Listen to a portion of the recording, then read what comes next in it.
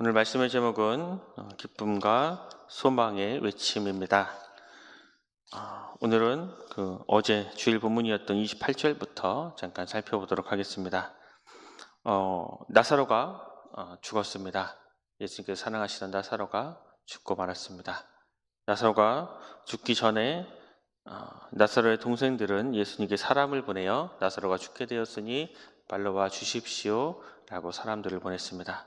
그러나 예수님께서는 지체하셨고 그래서 나사로가 죽고 말았습니다. 나사로의 죽음으로 인해 시리와 슬픔에 빠져있던 마리아에게 마르다는 28절의 말씀에 보면 예수님이 이곳에 오셔서 너를 부르신다 라고 알려주고 있습니다. 그 말을 들은 마리아는 예수님께로 급히 달려갑니다. 그만큼 그녀는 예수님께서 오시기를 고대하고 있었습니다. 전무객들은 마리아가 급히 나가는 것을 보고 혹 나사로의 무덤에 가서 통곡하려는 줄 알고 뒤따랐다라고 말씀하고 있습니다. 여기에서 우리는 중요한 사실을 알 수 있습니다. 먼저 우리의 직면하는 위기 가운데서도 언제나 예수님은 우리와 함께해 주신다는 사실입니다. 두 번째로 예수님은 우리를 도우시고자 우리를 부르신다라는 사실입니다. 30절 말씀해 보면 예수님은 마을로 들어오시지 않고 동네 밖에 머물고 계셨습니다. 예수님은 마르다를 맞던 곳에 그저 계셨습니다. 슬픔에 빠진 마리아가 찾아간 곳, 그곳이 곧 예수님께서 계시던 곳입니다. 우리도 삶의 여러 가지 문제로 마음이 힘들고 어려울 수 있습니다. 물론 우리는 그렇게 힘들고 어려울 때 사람들의 위로로 힘을 얻기도 합니다. 그러나 우리의 진정한 위로자는 우리 예수님 한 분뿐입니다. 우리 주님의 손길만이 우리 마음속의 아픔과 그 모든 슬픔의 근원을 해결하실 수 있습니다. 그래서 우리의 인생이 찾아오는 그 파도 가운데, 그 힘듦과 아픔 가운데 우리가 찾아가야 할 곳은 바로 예수님이 계시는 곳입니다. 주저앉고 싶을 때, 그 모든 것을 포기하고 싶을 때 나를 밀어주시고 나에게 힘을 주시는 분은 오직 주님밖에 없음을 우리는 깨달아야 하고, 그렇게 주님께 위로받는 방법은 그 주님 앞에 머무는 것입니다. 이 머문다라는 것은 내 문제를 해결받기 위해 노력하는 것이 아닙니다. 바로 하나님의 말씀 속에서 그 답을 찾는 것입니다. 우리는 육을 가진 영적인 존재입니다. 그런데 세상의 가치관으로 살다 보면 세상의 것들로 답을 찾아냅니다. 그것은 제한적인 생각입니다. 우리가 하나님의 말씀 속에서 답을 찾는다라는 것은 우리가 겪는 고통이 억울함과 분노가 되지 않고, 또 우리가 겪은 아픔이 슬픔과 상처로만 되지 않고 혹 질병으로 인해 위축되거나 자포되지 않는 일, 그 모든 것들을 믿음으로 이겨낼 수 있고 그 모든 것들이 하나님의 은혜였구나, 그런 것을 깨닫는 귀한 경험을 하는 것입니다. 한 번의 발걸음은 단지 지워질 발걸음으로 남지만 반복해서 그 길을 걸으면 그것이 곧 많은 사람들이 걸을 수 있는 길이 되는 것처럼, 고통과 아픔 속에서 우리가 말씀을 붙들고 그 말씀으로 살아내기 위해 그 삶의 여정을 걸어가면 우리가 붙들었던 그 말씀이 곧 우리가 걸을 수 있는 은혜의 길이 되는 것입니다. 그래서 우리는 항상 말씀 속에 살아야 하고 말씀으로 우리의 삶을 살아내야 합니다. 32절에 보면 또 마리아는 예수님을 보자마자 주께서 여기 계셨더라면 우리 오라비는 죽지 않았을 것이라며 슬픈 심정을 이야기합니다. 마리아뿐만이 아니라 함께 온 유대인 조물객들도 울고 있습니다. 예수님은 그들이 우는 것을 보시고 심령에 비통히 여기셨다라고 말씀하고 있습니다. 이 용어는 말이 흥분하여 콧김을 내뿜는다라는 의미로 아주 큰 불쾌감을 지칭할 때 사용합니다. 우리 주님이 이러한 감정을 느끼셨던 이유는 무엇입니까? 바로 사람들의 의심 때문입니다. 예수님은 누가복음 10장에서도 마르다와 마리아에게 하나님의 나라와 부활에 대해서 가르치셨습니다. 그럼에도 불구하고 마리아와 유대인들은 영원한 생명을 주러 오신 그 주님을 믿기보다는 현실 속에서 탄식하고 슬퍼하는 모습에 그 마음에 불편하셨습니다. 그 다음으로 우리 주님은 그들을 불쌍히 여기셨다라고 말씀하고 있습니다. 이것은 슬픔에 빠진 마리아와 가족들을 긍휼히 여기셔서 눈물을 흘리신 것입니다. 예수님이 불쌍히 여기심은 다른 말로 긍휼입니다. 이것은 단순히 상대방이 슬픈 일을 당하니 그를 불쌍하구나 라고 여겼던 것이 아닙니다. 예수님의 긍휼은 우리의 감정이 그대로 예수님께 전달되는 것입니다. 우리가 아파할 때 주님은 우리의 감정 그대로 아파하십니다. 반대 우리가 기쁠 때 그 감정이 그대로 전달되어 함께 기뻐하십니다. 그러한 긍휼로 인해서 예수님은 그들의 아픔이 전달되어서 35절 그들과 함께 울어 주시는 것입니다. 우리 주님께서는 이렇게 우리의 감정을 그대로 아시고 우리와 함께 해 주시는 분이십니다. 그래서 36절, 37절에 또 보면 예수님이 무리들과 함께 우시는 모습을 보고 어떤 유대인들은 예수님이 나사로를 얼마나 사랑하셨는지에 대해서 감탄하는 이들도 있었지만 반대로 어떤 이들은 맹인의 눈은 뜨게 하더니 나사로는 죽게 만들었구나 하며 빈정거리는 이들도 있었습니다. 본문 보면 시작 38절에 보면 또다시 속으로 비통히 여기셨습니다. 이제 주님은 나사로의 무덤에 이르렀습니다. 당시 이스라엘 무덤은 우리가 흔히 생각하는 무덤과 달랐습니다. 매장이 아니라 자연 동굴 혹은 바위를 파낸 무덤이었습니다. 무덤 안에 선반이 있어서 시신을 그 위에 올려두고 큰 바위로 그 입구를 막았습니다. 돌로 그 무덤의 입구를 막아 놓았다라는 것은 이제 장례가 모두 끝났다는 의미입니다. 나사로의 그 무덤, 주님께서 조금만 일찍 오셨더라면 죽지 않았을 것 같은 그 무덤을 보며 마르다와 마리아는 어떤 생각을 했을까요? 왜 우리 가족에게 이런 슬픈 일이 생겨났을까? 주님을 이렇게 믿고 주님을 따른다고 고백하며 그렇게 살아왔는데 왜 이런 슬픔이 생겼을까? 라며 의문을 가졌을 것입니다. 우리가 신앙생활할 때 우리가 겪는 그 여러 가지 상황들로 인해서 우리도 질문을 하죠. 착한 사람들은 고통을 당하고 나쁜 사람들은 오히려 번창할 때에 하나님의 공의와 하나님의 정의에 대해서 질문합니다. 믿음으로 순종했는데 그 결과가 좋지 않을 때에 하나님의 인도하심에 대해서 질문합니다.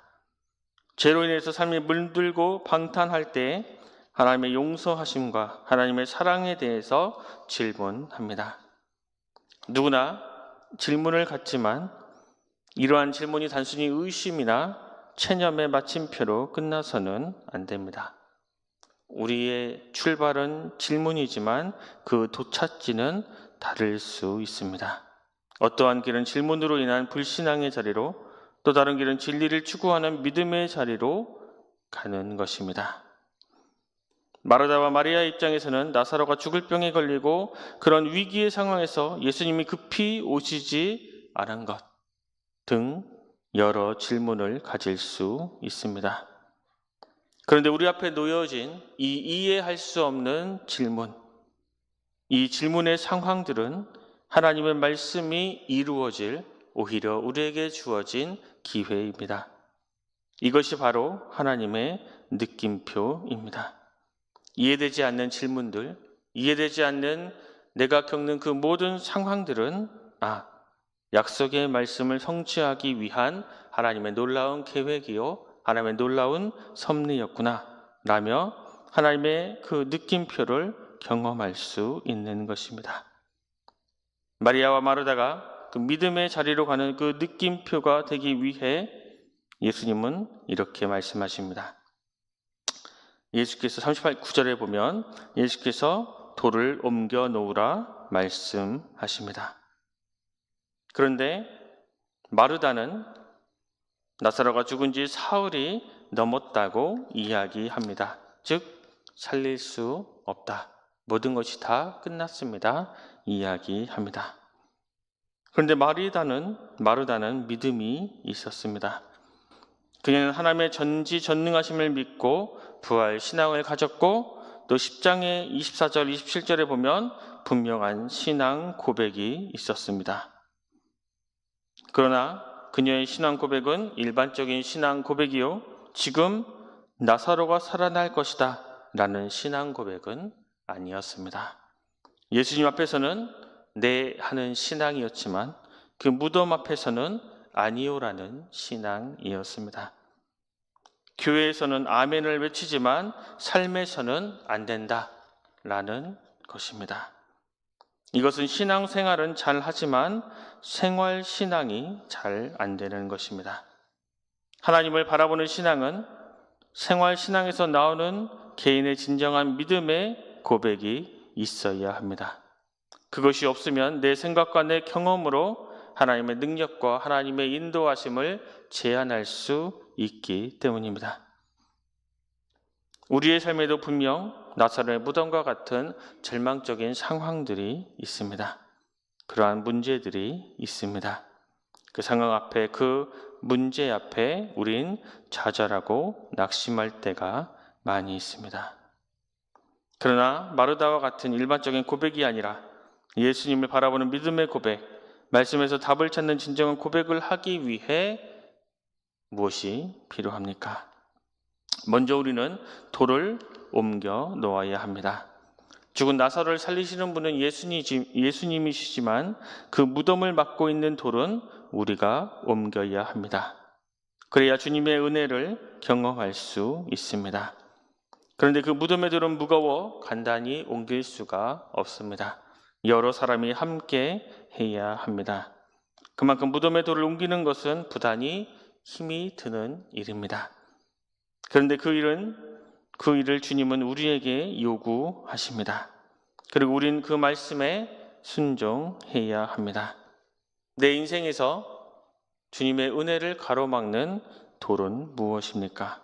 그것은 의심일 수 있고 부정적인 생각, 부정적인 말, 분노와 원망일 수 있고 또 게으름의 돌일 수 있습니다. 그 돌을 치우기 전까지 우리의 문제는 해결되지 않고 주님의 은혜가 임하지 않을 수 있습니다. 두 번째, 내 기도를 듣고 계시는 하나님께 감사하며 도우심을 간구해야 합니다. 41절 말씀에 보면 그들이 돌을 옮기자 예수님은 기도를 하십니다. 돌을 옮겼다고 나사로가 금방 살아나는 것이 아닙니다. 돌을 옮기는 결단의 행동이 이루어지는 동시에 곧 기도를 해야 하는 것입니다. 신앙인이, 우리 그리스도인이 문제를 해결하는 두 가지, 그것은 결단의 행동과 기도입니다. 기도 없이 결단의 행동만 있어도 안 되고 기도만 하면서 결단의 행동이 없어서도 안 되는 것입니다. 우리는 돌을 옮기는 결단의 행동이 유지되고 실천할 수 있도록 주님의 도우심을 매일 간구해야 합니다. 41절, 42절 말씀해 보면 이제 돌을 옮겨 놓고 예수님께서 눈을 들어 우러러보시고 하나님께 기도를 합니다. 그리고 우리 주님께서 기도할 때 42절에 보면 항상 내 말을 들으시는 줄을 내가 알았나이다 라고 기도하십니다. 이처럼 내 간구를, 내 기도를 과거에도 현재에도 내 입술의 속삭임까지 다 듣고 계신다는 감사와 확신을 가져야 합니다. 그리고 그 무엇보다도 그 기도의 응답을 통해서 내 주변의 사람들에게 살아계신 하나님을 나타내며 영원 구원이 이루어지도록 기도해야 합니다. 이제 43절에 보면 예수님은 큰 소리로 무덤을 향해 나사로야 나오라 부르십니다. 이것은 기쁨과 소망의 외침입니다. 지난날의 눈물이 사라지고 모든 문제가 해결되는 외침입니다. 그러자 손발은 천으로 감겨 있고 얼굴은 수건에 쌓인 나사로가 무덤에서 걸어 나옵니다. 살아난 나사로를 보자 다들 놀라고 기뻐했을 것입니다. 그리고 주님은 나사로의 움직임을 제한하는 천을 풀어 돌아다니게 하라 말씀하십니다. 사람들이 직접 그의 천을 풀어주면서 그를 만지고 보았으며 그가 나사로인 것을 확인하고 기적의 증인들이 될 수 있도록 은혜를 베풀어 주셨습니다. 결국 생명의 주권자가 하나님이신 것을 깨닫게 하려는 예수님의 의도였습니다. 우리 삶의 질문들은 말씀의 성취를 통해 살아계신 하나님을 믿게 만드는 것입니다. 그럴 때 영원한 생명을 주신 하나님의 은혜를 최고의 기쁨으로 여기며 살아갈 수 있습니다. 우리 인생에 나사로의 무덤 같은 힘듦과 어려운 상황들이 분명 놓여 있습니다. 그럴 때 그 앞에서 낙심하거나 좌절하는 것이 아니라 주님을 의지하는 진정한 믿음의 고백으로 나사로야 나오라 라는 이 기쁨과 소망의 외침을 우리의 삶을 통해서 경험하는 우리 모두가 될 수 있기를 간절히 소망합니다. 기도하겠습니다. 주님, 우리의 삶은 나사로의 무덤과 같은 문제로 슬픔과 어려움에 처하고 많은 의문들이 생길 때가 많이 있습니다. 그런데 오늘 말씀을 통해서 우리에게 발생하는 나사로의 무덤과 같은 일은 말씀의 성취를 통해 살아계신 하나님을 믿게 만드는 일인 줄 알게 하시니 감사합니다. 주님, 우리가 이 말씀을 꼭 붙잡고 현실의 나사로의 무덤과 같은 그 문제만 바라보고 낙심하는 것이 아니라 그 앞에서도 주님을 의지하는 믿음의 고백을 할 수 있는 그리스도인이 되게 하여 주시옵소서. 그래서 죽었던 나사로를 살리시는 그 기쁨의 외침이 우리의 삶에게 임하여 그 기쁨으로 그 소망으로 온전히 살아갈 수 있는 주의 백성들 되게 하여 주시옵소서. 모든 것 감사드리며 귀하신 예수 그리스도 이름으로 간절히 기도드립니다. 아멘.